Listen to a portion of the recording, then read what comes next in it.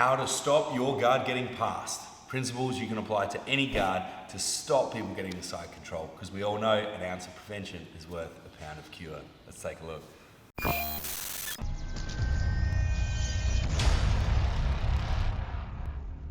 Hey, what's up guys? Prof Tom, I'm here with Shane. We're gonna have a look today at how to stop your guard from getting passed. The biggest white belt question that probably people are asking is like, how do I escape side control? How do you get out of side control? How do you prevent side control? Well, the answer is your guard, okay? You gotta prevent side control from happening. If you could escape side control easily, it means jiu-jitsu sucks, because that's meant to be a good position. So let's have a look at making our guard better so we don't get passed. So if Shane's in my guard, guys, look, let's just do some assumptive stuff here.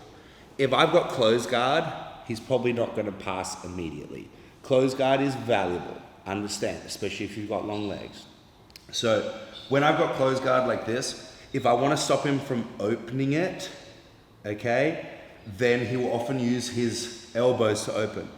Don't try to squeeze with your thigh master muscles here, guys. Watch, feet crossed, extend your legs so your knees hit them in the floating ribs, and I promise you they will not try to open your guard again, all right? So that helps.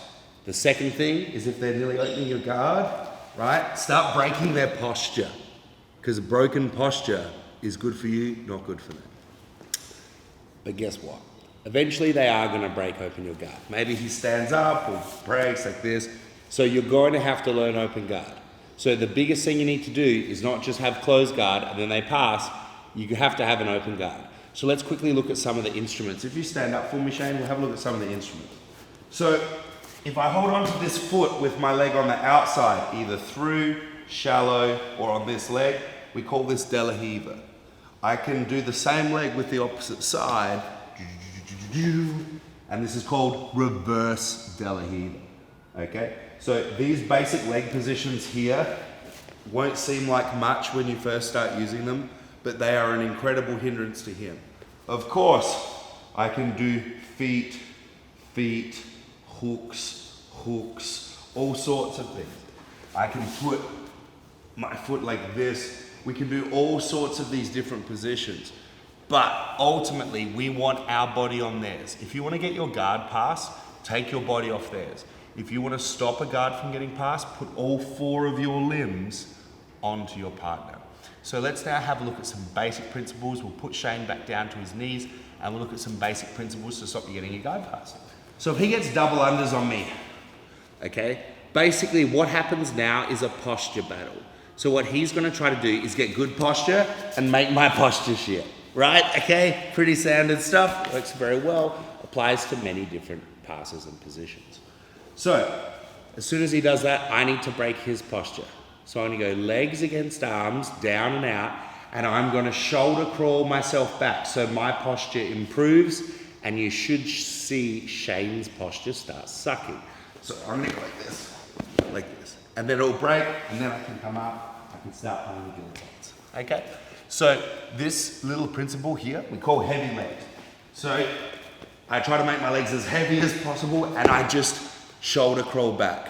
I don't wanna play just legs versus arms. It's kinda good, but kinda not if he's got his hands together. So I wanna leg press and shoulder crawl back, maintaining posture. Heavy legs. Number 2, some people are gonna throw your legs to the other side, like this, boom. Okay, that's gonna happen to you. So what you wanna do is you wanna be able to use both your legs on both sides of the guard. Let's have a look. So if he throws my right leg over, I wanna be able to use my left leg on this side. See the guard, this might look like I'm in trouble here, but it's really not.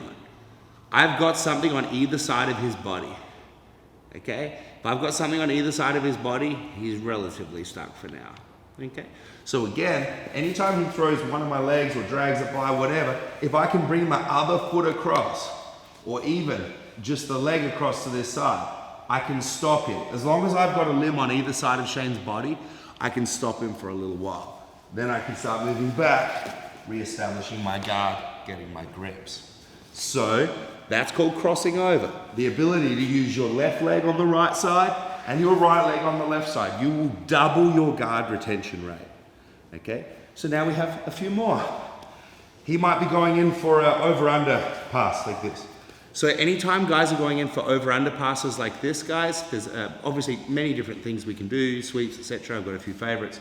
But the biggest thing that I use this pass to demonstrate is head deflection. We all know the old saying, whether you're riding a bicycle or a motorbike or whatever, where the head goes, the body follows. So he wants to go this way, that's why his head's coming this way. So what do? I want to stay the heck over there, so I'll try to push his head over there. Just pushing ahead is one thing. What I really want to try to do is move his head as I move my body. So as he's here, I'm going to try to move his head and push him out this way. Now we can sit up, start attacking, etc. All right, so let's do a different pass and we'll look at the head deflection again. So say now he wants to do just a basic pass to me or something like that. So he's just going to come under like this, right? If I can push his head away and hip escape, it will work so well. If you frame on the head and hip escape, it will work way better than any other hip escape you've ever done. But deflecting the head. So if I'm here and he starts passing my guard however he wants, right? I'm going to start pushing his head away, right? Even if he does a knee slice, he's about to do a knee slice, I'm just going to start pushing the head away. Okay, guys, it's a very effective place to pose. All right? So now once we've got that into our arsenal, let's add our arms, stiff arms. So anytime, let's say he's trying to pass a basic pass here. So he's coming here, I can use stiff arms. So locked arms, palms, not fingers in the hip, palms here, and I move back and I can put him back in guard. So he might just throw my legs to the side, doesn't matter, but stiff arms and I move my hips back. I'm not trying to stop Shane. I'm trying to hold Shane there while my hips go back, and now I can bring my hips back in, okay? And then we have one more. Getting to our knees. This is a bit like, learning when to move on, like you're calling it quits. Like you're saying, you know what, I reckon my guard's getting past, so I'd rather protect myself than be exposed in side control. So if you're ever thinking, shit, this guy's really bullying me, he's gonna get past, get to your knees. But when you get to your knees, remember, protect your elbows, protect your neck, protect your hooks. So we do that by using our elbows and our hip. Let's have a look at him passing my guard and me getting to my knees. In jiu-jitsu competitions, this prevents points too. So if he say passes my guard here, and I'm like, whoa, I'll get to my knees here and I'll protect. He'll keep attacking me and stuff like that, and then I'm gonna have to wait for my time to sit back to a guard, okay? I can't let him take my back, etc. So remember guys, when it comes to getting to your knees and all those other tools, it's the old saying, an ounce of prevention is worth a pound of cure. So to prevent side control, guard is your prevention. That's your ounce of prevention, because you're gonna need a pound of cure if they get to side control. But remember, even in our guard, we want to have our weapons in place. Have your crossovers trained, have your stiff arms, your heavy legs, you're getting to your knees, all of that stuff. You've got to have all of that trained, the head deflection. Once you've got that trained, your guard will be so hard to pass. And may I suggest, if you want to get a good guard, pull guard on a senior student in your academy, and you can openly communicate to them that, like, if they pass your guard, you want to start again. Just try not to let them pass your guard. If you can not let them pass your guard, the next stage will be to off-balance them. If we can off-balance them, then we can look at our sweeps and submissions, okay? And that's our complete guard picture. I really hope this helps you guys. The biggest thing I ever invested in my own jiu-jitsu was my guard, to be able to have my guard not passed. I would highly suggest you invest in that. It's something I always invest into myself, and it has paid the biggest dividends in my jiu-jitsu.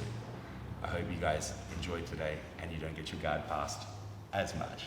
Take care guys, see you later.